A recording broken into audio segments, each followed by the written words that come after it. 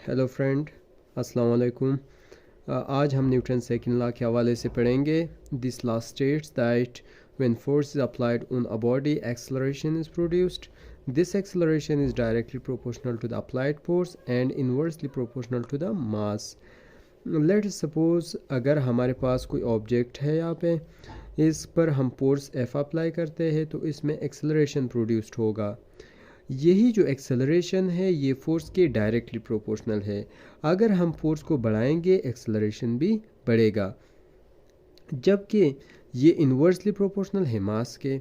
तो मास की वैल्यू जितनी कम होगी एक्सेलरेशन उतना ज़्यादा होगा।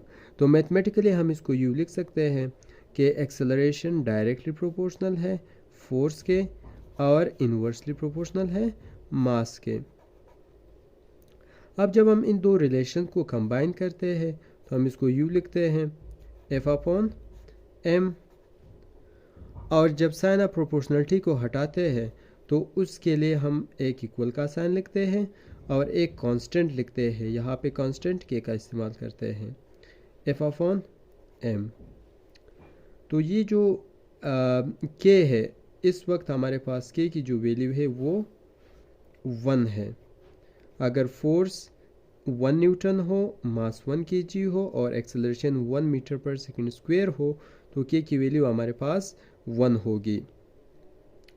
जब हम इसको रीअरेंज करते हैं तो ये हमारे पास एफ अपॉन एम ये इक्वल हो जाएगा F is equal to M A के, जो कि हमारा रिक्वायर्ड रिलेशन है।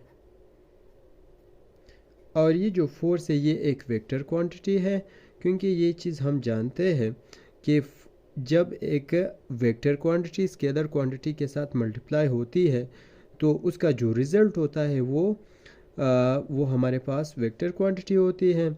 और फोर्स का जो यूनिट है वो हमारे पास है न्यूटन, और 1 न्यूटन जो है वो इक्वल होता है